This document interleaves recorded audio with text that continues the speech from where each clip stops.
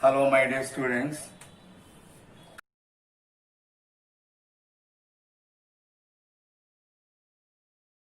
Today we are going to study about the pond ecosystem in detail. Structure of the pond ecosystem. The diagrammatic structure of pond ecosystem is given in the figure 7.15. You can refer it.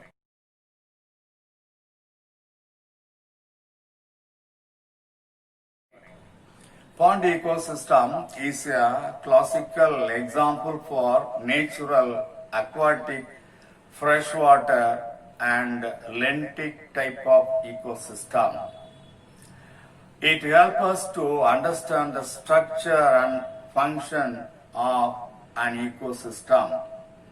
When rainwater gathers in a shallow area, gradually over a period of time, different kinds of organisms like microbes, plants and animals will occupy in the water and become part of the aquatic ecosystem.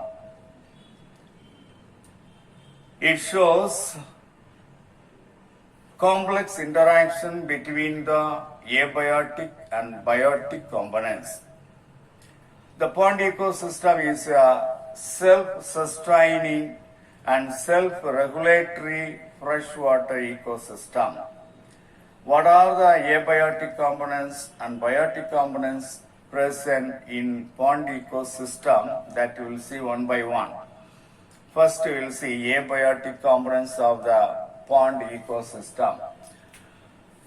Pond ecosystem consists of dissolved inorganic substances like carbon dioxide, oxygen, calcium, nitrogen, phosphate, and inorganic substances like amino acids, humic substances, which are formed from the dead organic matter. They are all present in the pond ecosystem.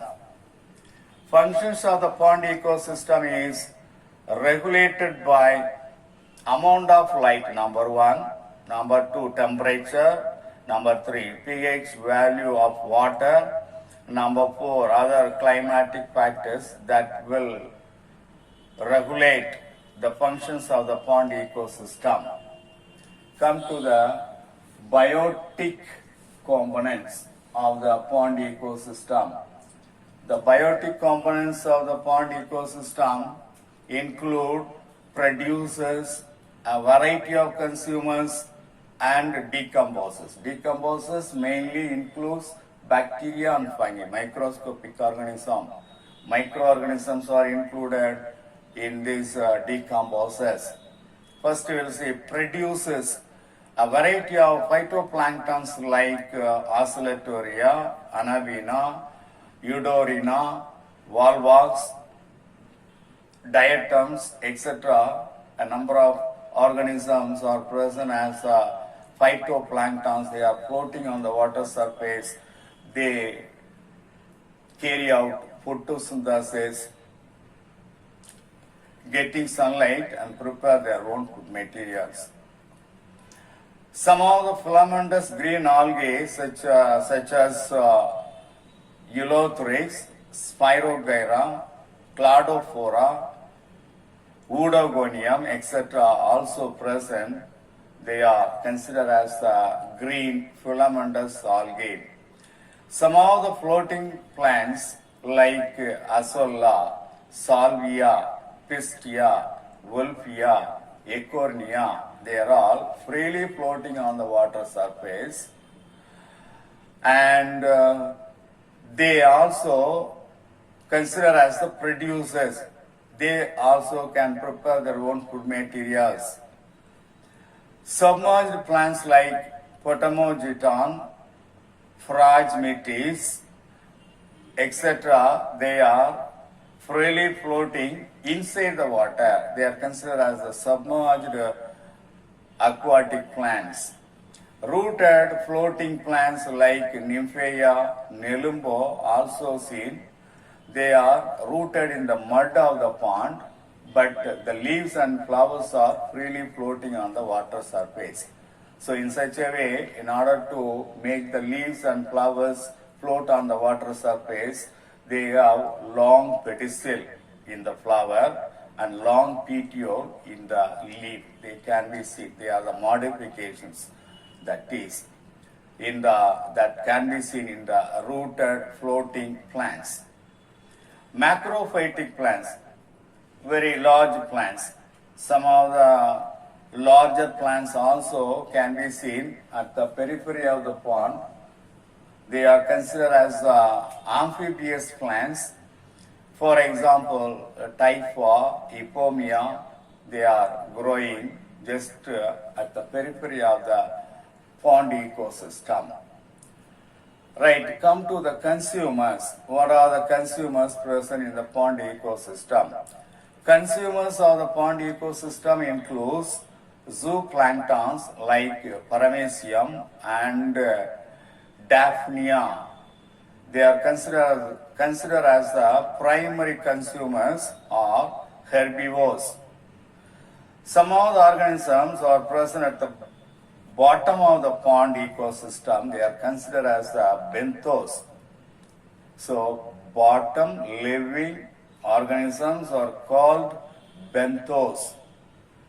Like molluscs, molluscan animals, annelids, etc. they are present at the bottom of the pond. Secondary consumers like water beetles and frogs are present in the pond ecosystem as a secondary consumer.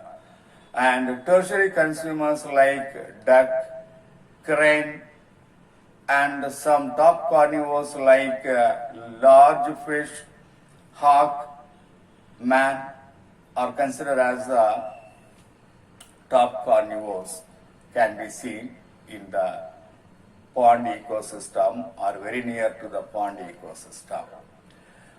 Come to the decomposers. Decomposers includes microorganisms. They are considered as the micro consumers. They help to recycle the nutrients in the ecosystem. These are present in the mud water, in the mud of the pond ecosystem, and at the bottom of the pond they can be seen. For example, bacteria and fungi are considered as the decomposers of the pond ecosystem. Decomposers perform the process of decomposition in order to enrich the nutrients in the pond ecosystem.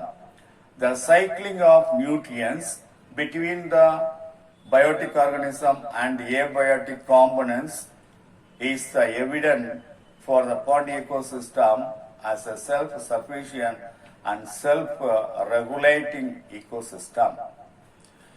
Some of the words you must know, some of the terminology is given. Limnology, study of biological, chemical, physical and geological components of inland freshwater aquatic ecosystem like pond and lake ecosystem is called limnology. Limnology is a separate science which deals with the study of biological, chemical, physical and geological components of inland freshwater aquatic ecosystem, say for example pond ecosystem and lake ecosystem. The second terminology, oceanography. Oceanography also a separate science which deals with the study of biological, chemical, physical and geological components of ocean. It is a study of biological, chemical, physical and geological components of ocean, that is oceanography. Blue-green carbon ecosystem. The sea grasses and mangroves of estuaries and coastal ecosystems are the most efficient in carbon sequestration. That means they are very efficient in order to preserve carbon. in order to trap the carbon. So they are considered as efficient carbon sequestration. So they are called blue-green carbon ecosystem. That is, the seagrasses, mangroves of estuaries, and coastal ecosystem, they are considered as the blue-green carbon ecosystem. Because why? Because they can efficiently preserve carbon. They can efficiently absorb carbon from the surroundings, from the atmosphere, and store. That's why they are called blue-green carbon ecosystem. That's all the today's topic.